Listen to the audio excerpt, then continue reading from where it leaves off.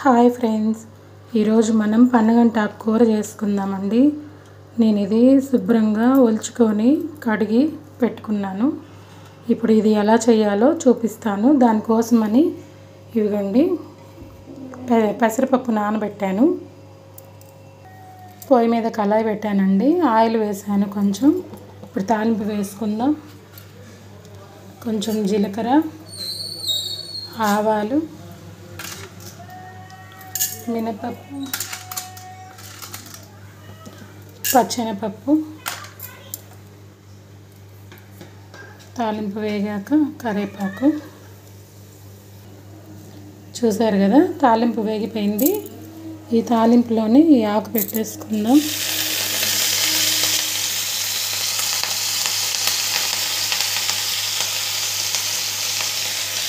కొంతమంది ఆకు విడిగా ఉడికించుకొని అప్పుడు తాలింపు వేసుకుంటారండి. అంటే దాంట్లో ఉన్న విటమిన్స్ అన్నీ పోతాయి కదా. నేను అందుకే డైరెక్ట్గా వేసేస్తున్నాను. కానీ ఇలా కూడా లేతగానే ఉంది కాబట్టి మగ్గిపోయిద్ది ఆకు. ఇలా కూడా ఒకసారి ట్రై చేసి చూడండి. పన్నగంటాకు అసలు కంటికి చాలా మంచిదండి. పిల్లలకి, పెద్దవాళ్ళకి కానీ పిల్లలకు కానీ అందరికీ పెడితే చాలా మంచిదండి. వీక్లీ వన్స్ అన్నా తినండి, చాలా మంచిది. చూడండి, ఈ రోట్లో నేను అల్లం దంచుకుంటున్నాను. తర్వాత పచ్చిమిరపకాయ, కొంచెం సాల్ట్ వేసి దంచుకొని ఈ కూర మగ్గాక దాంట్లో వేసుకుందామండి. చూడడానికి చిన్న రోలే కానండి, బాగా మెదుగుతుంది. చూసారా,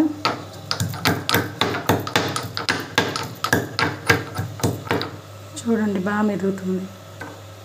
అదిగోండి మిరపకాయ కూడా వేసాను. చూడండి,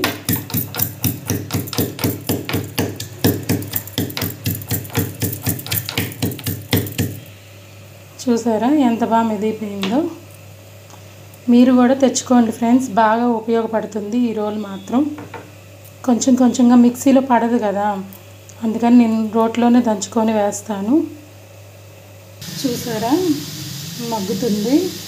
దీనిపైన మూత పెట్టేసుకోండి. మూత పెట్టేసుకుంటే తొందరగా మగ్గుతుంది.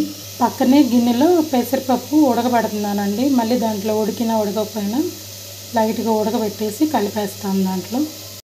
చూడండి, పెసరపప్పు లైట్గానే ఉడికించుకోండి, మరీ మెత్తగా అయితే బాగోదు. దీంట్లో మళ్ళీ మగ్గుద్ది కదా, సరిపోతుంది. నేను లైట్గానే ఉడికించుకున్నాను.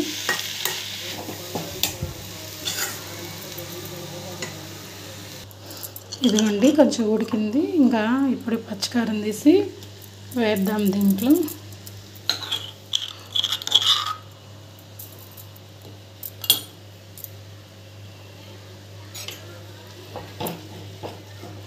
ఇప్పుడు ఇది బాగా కలబెట్టుకుందాం.